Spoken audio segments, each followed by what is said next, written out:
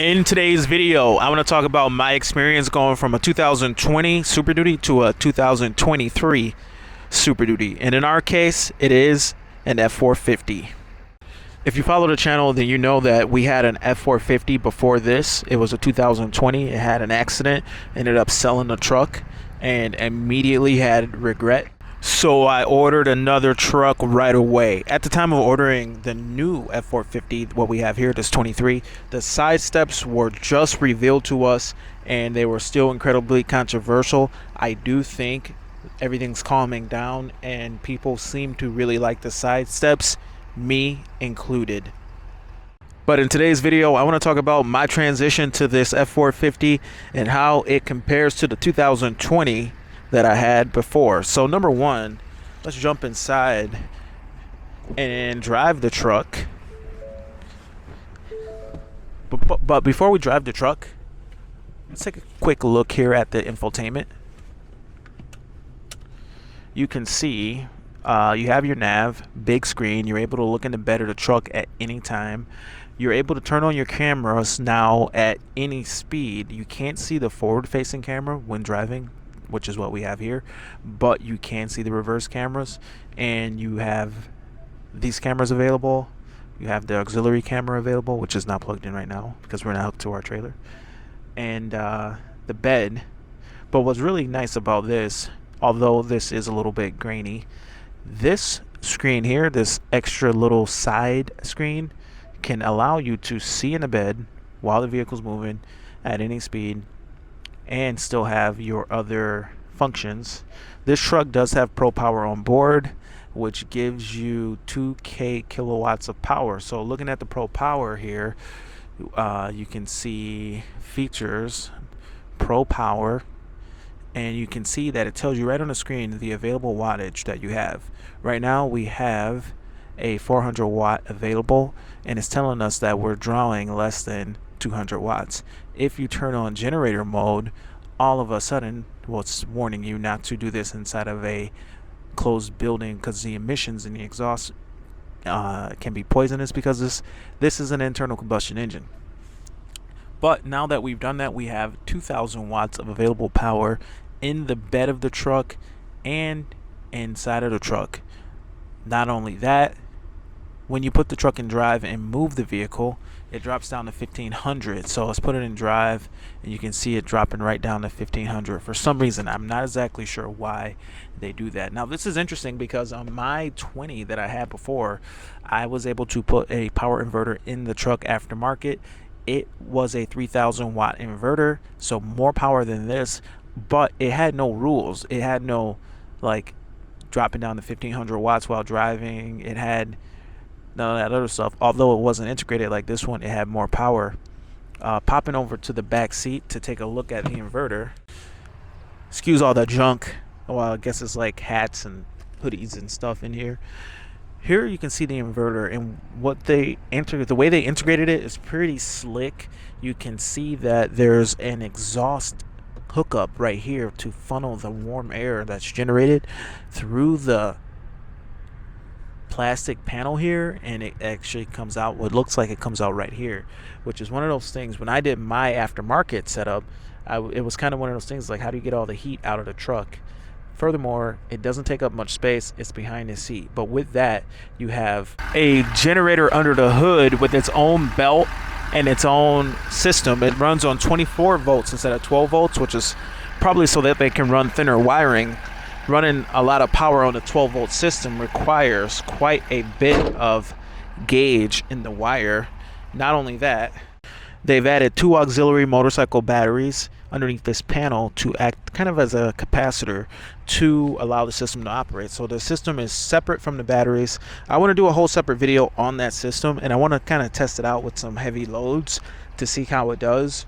But I'm kind of on the fence about it. You know, if I can go back and reorder this, would I get that feature knowing that I'm going to be limited to 2,000 watts or 1,500 watts or whatever, if I could have a 3,000 watt system that is added after the fact?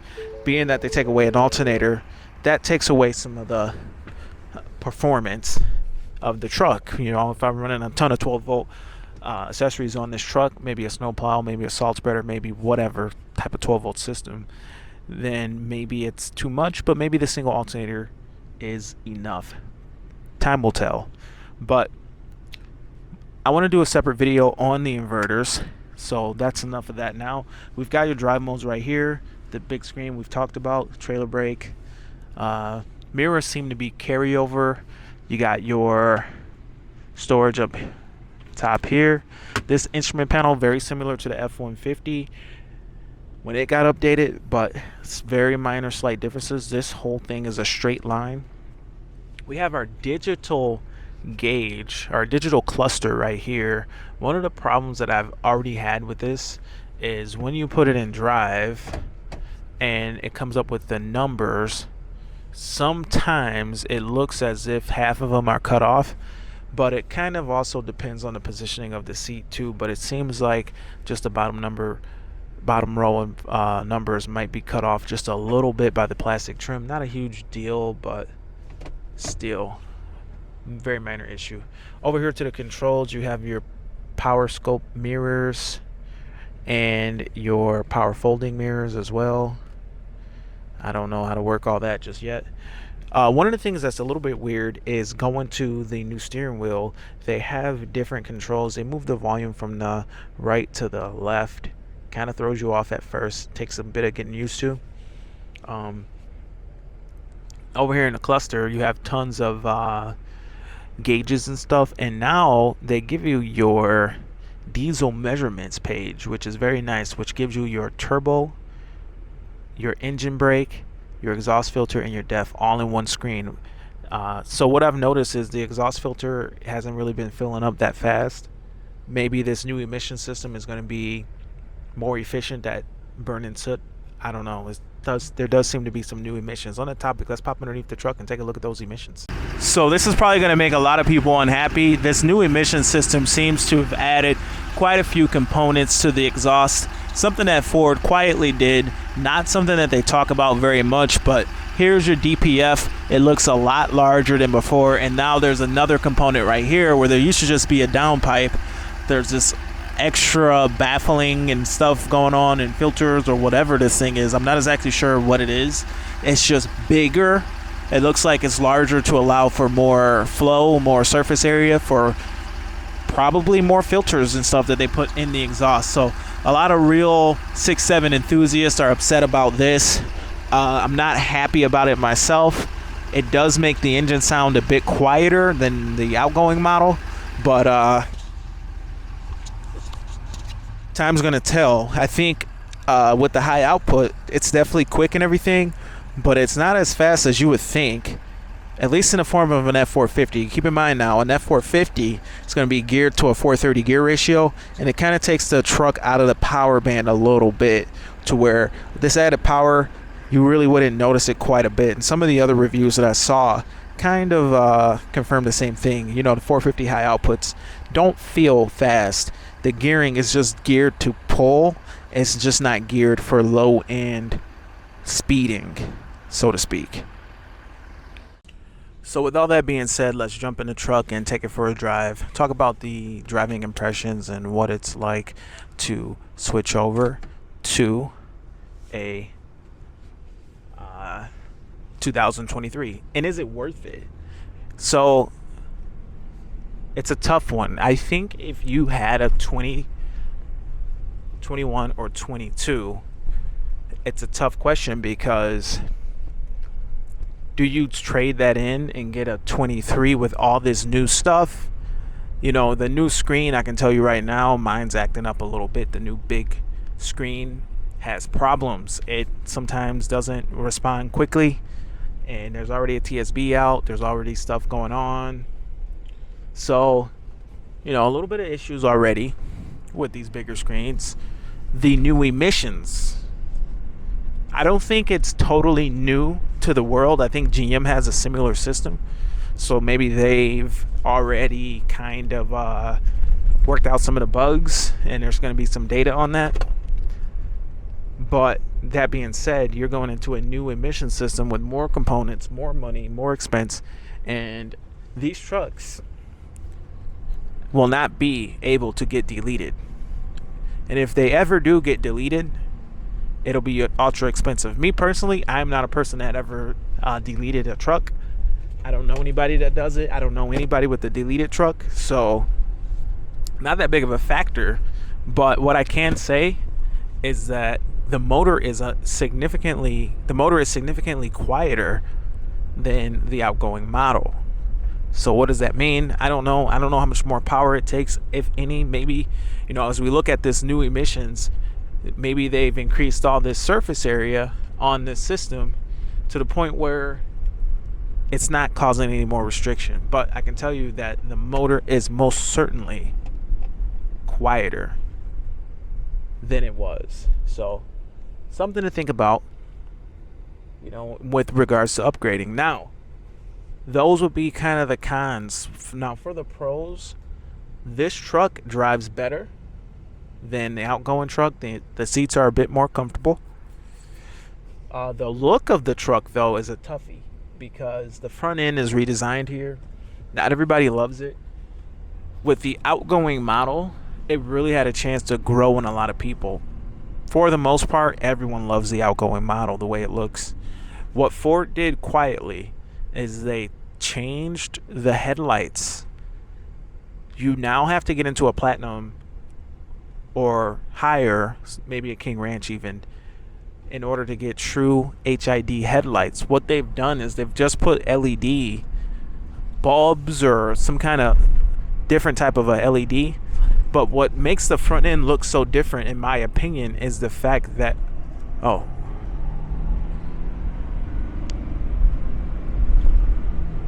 good power. Now, bear in mind, your other trucks are going to accelerate better than that, being that they are lighter trucks, being that they're geared to be more in the power band for acceleration with the diesel. But got to remember what I was talking about here before doing that power pull. But like I was saying, the ride quality of the truck is significantly better. Oh, we were talking about the headlights. So I think what makes this truck front end look different is, in the previous model, when you got a Lariat package, you'd have to upgrade to the Lariat Ultimate package in order to get the better headlights. So with that, you got with the Lariat Ultimate package, they use the headlights as a way to get you into the LEDs, and that gave you a much more intricate looking headlight, where if you look at the truck, it's almost like it's got an eyeball and a pupil, because there's another little thing in there that you can see, and it just looks more expensive, more premium. They had like a black surround, and then they had that HID headlight projector inside of the headlight. Now you just don't see that projector now, and it does look a little bit cheaper. Doesn't quite look as good when it's illuminated. I think all those little things play a role in how the truck looks, and I don't think it's necessarily that the truck is just ugly or anything like that. I think those little details is when you look at the vehicle and can see another level of detail that you just don't see. This truck honestly looks like it has a LED bulb inside of a housing. I'm not sure if that's exactly the case. I know it's way more complicated than that, but kind of has the same effect as if you had a halogen bulb and you just took the LED bulb out and put it in. So that's the main hit to the front end when you go for the LED lights. They did kind of compensate for it by making the C-rings around the headlights really bright during the day. The C-rings are very, very bright. They stand out a lot, and then when you turn on the headlights, they dim down a bit. So something to think about. The look of the truck, the classic look, is going to appeal to a broader group of people. I think a sweet spot for the Super Duty might be the 2022, where you still get the updated bigger screen and the IP. They kind of work it all together using the old instrument panel and the new technology, but still the old emissions.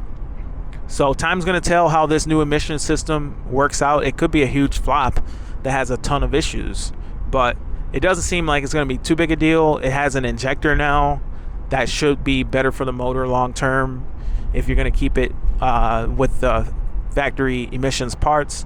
But that being said, I don't think you got a choice no more with the 2023s. I think you got to keep it, which is fine. I mean, most of us are keeping it. If you're watching this channel, we would not ever delete our trucks. So that's something to consider. But what I've noticed going to this truck is it drives a bit better than the outgoing F450 that I had. From the other reviews that I've seen online, people have said the same thing, that it drives better. Maybe they're going to a 350, maybe they're going to a 250, from a 250 to a 250. They're saying that they drive better. The interiors definitely feel roomier. They're comfortable. They are including a lot of features. This truck has a heated steering wheel, and I didn't even have that in the last truck because when I build these trucks, I really take a lot of the extra features out. So some of the things I did not get, the heads-up display I did not get, the max recline seats, all that stuff that really just takes the price to another level. So all in all, very, very happy so far with this particular F450, despite the few minor issues that we had. So as I drive here, I can see that the exhaust filter is cleaning. It's going down. It was at 15% and now it's at 10%. Just kind of interesting. And just today I noticed this screen called the diesel measurement screen, and I've noticed that it doesn't really do a ton of regening. It does more like regen from without it being at 100%. Before, it would have to go all the way to 100 and you'd be in the middle of driving and you can't regen it because you're going to park. So short trips was an issue. So we'll see kind of how this pans out, this new system. Maybe it can handle regens better or short trips better. Or I mean, it would, to get a full regen through, you'd have to drive the truck for another like 10-15 miles, or else you'd start the cycle all over again. So as I'm driving, this truck was able to bring the exhaust filter down to 0 without getting to 100 and then doing a full regen. So definitely some differences here with this new system, with this new exhaust filter. Maybe it'll be more efficient, but maybe not. I don't know. Time's gonna tell. Stay tuned to the channel to see how it all works out. But another thing that changed, at least in my case, going from the 20 to the 23 450, is I don't have the adaptive steering on this 23. At the time of ordering, it was not available. I'm not sure if it's available now just yet, but what it feels like they did without having the adaptive steering, this truck is just a laser straight driving truck. It just really wants to drive well and straight on the highway. When you get off of the highway, you can feel the, hold that thought, you can see now the engine brake has a percentage. As you're getting the engine brake, it's showing you what percentage that the engine brake is working, and the boost on the turbo. Kind of cool. So when you get off the freeway, off of the highway, and you're driving and you're turning the truck and maneuvering, it does have a lot more steering wheel feel. The steering wheel's heavier. It seems like the truck has a lot more caster in it than it did before. So as I turn here, it just feels more weighted and more heavy versus how it used to be with the, I don't know if it was the adaptive steering or what, but I will say that my first 450 was just all over the road at first. It was just like on the highway, you were constantly correcting, and it did cause a little bit of fatigue while driving for long distances. Whereas this truck, it really just drives true and straight on the highway, but has a little bit more steering feel. That's the old lady texting me. It has a little bit more steering feel to it than the previous model. With all that being said, so far I'm really enjoying the truck. I'm glad I'm back into an F450, into a diesel. So far I've found that this truck can be quite efficient for what it is. I'm able to get like 18 on the highway under the right conditions. It drives better than the outgoing model, in my opinion. It's a beautiful truck, gets a ton of positive attention. So far, so good. Is it worth it to upgrade though over a 20? I don't know. It's a toughie. You know, you have new emissions. So if you're a guy who's thinking about emissions, Maybe the 20 has a little less. Uh, it's a little bit more money to buy. The interest rates right now are crazy, but that's something else to consider. Yeah, it's a tough question. I think a 22, it's hard to get out of a 22 and get into a 23. As far as the high output, it feels, at least in the form of a 450, the engine feels very similar to how it felt with the other 450. Now, what I've been hearing is that maybe that's just because it's a 450 and you're a little bit out of the power band for just speeding. You have a mechanical advantage in the 430 gearing with the rear end to tow more weight, to get more weight moving faster, to get heavier weight moving faster and easier. But just pure speed, the engine, just the RPM and the power is just there at a lower RPM. And while a 430 gear should make the truck faster, the issue is just the engine speed. The engine speed compared to the ground speed is just not a good combination for speed in general with this particular engine and what it revs at, what it makes its power at. So it's something to consider. But anyway, if you are interested in more 2023 content with the Ford F450, sub to the channel. Hope to hear from you soon. And more freaking parking like a douche. Anyway, over and out. See you next time.